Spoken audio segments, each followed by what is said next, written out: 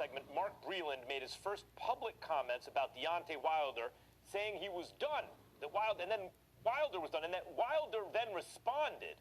What is your reaction to what went down between the two?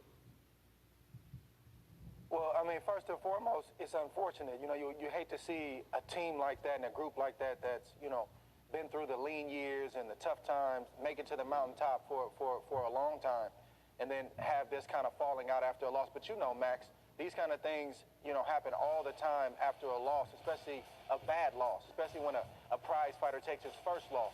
Somebody has to be to blame. And I've spoken out about this, you know, since February, since, you know, Deontay Wilder and Tyson Fury fought, that ultimately somebody was going to have to take the blame. Didn't know it was going to be Mark Breland, but that we were going to see this kind of behavior from Deontay Wilder, because you've seen a guy who's been built up as being invincible, and you know how it is in the sport of boxing.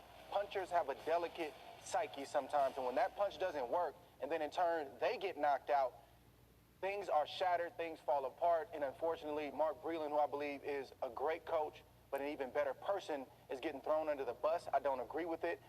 There's a time and a place to take the high road and let people talk and not answer, and then there's a time to stand up for yourself and push back, and I'm glad Mark Breland is speaking out. You know, Deontay Wilder's clearly going into ego protection here, and I have so much respect for Deontay, who picked the game up very late and reached the heights he did. And let's keep in mind, he fought the best heavyweight in the world and gave up, what, 40 pounds, 50 pounds to the best heavyweight in the world who's been boxing since he was a little kid? But his ego is part of what makes him this great fighter, right? Like, whatever you want to say about Deontay, oh, his boxing skills are this or that, he has figured out a way to win. Even against dangerous fighters like Luis Ortiz, he gets that right hand home.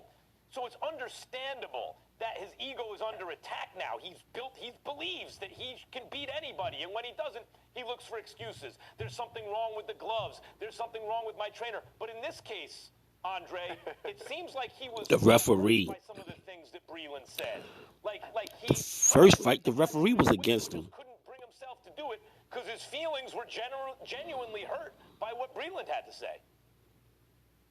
Well, listen, I agree. I respect Deontay Wilder for you know, having a late start in the game, and you know, a lot of times heavyweights can do that, where it's harder for lower weight fighters, and not even just that, but just being willing to take on the next best guy in the division and the toughest guys in the division. And that's something that the sport of boxing is sorely missing, is guys who are willing to knock on the door of the other top guy in the division. Wilder's checked that box. I'm not sure, though, why he's shocked or surprised that Breland is fighting back and sticking up for himself. I mean, Breland is, you know, a former fighter himself, and he may be older and not competing as a professional prize fighter, but he's still got that fight in him.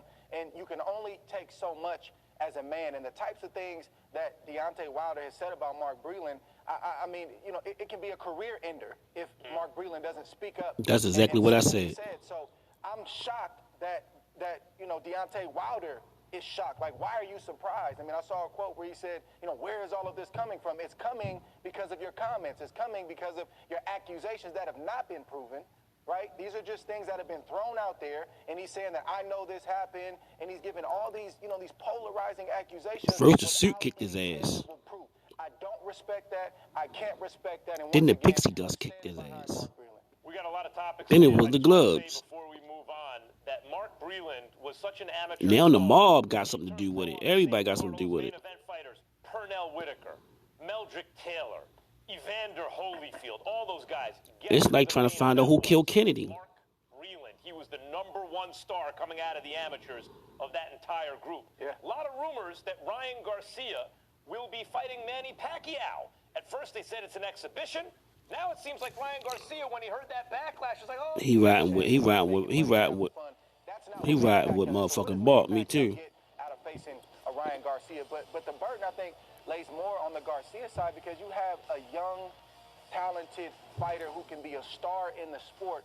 Why would you risk him going in there and looking bad, potentially getting hit with a Manny Pacquiao left hand that could hurt his confidence, knock him out, make him decimate him? What is the plan if you're Oscar De La Hoya, if your team goes? Oh my God, Ryan Garcia had just been decimated by the left hand of Manny Pacquiao.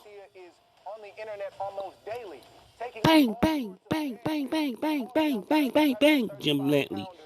Ryan's got to either back that up or get on a different plan where he can start moving toward facing some of those top guys. But Manny Pacquiao is not the answer. I hear you, Andre. The only thing I'll say is Manny Pacquiao's the biggest payday. A lot of stars, but Manny Pacquiao's the biggest payday, and he's a prize fighter. He's going for the biggest game. Go ahead, Max, real quick, because I need to ask you about you. Yeah, just real quick. All money ain't good money. Just put it like that.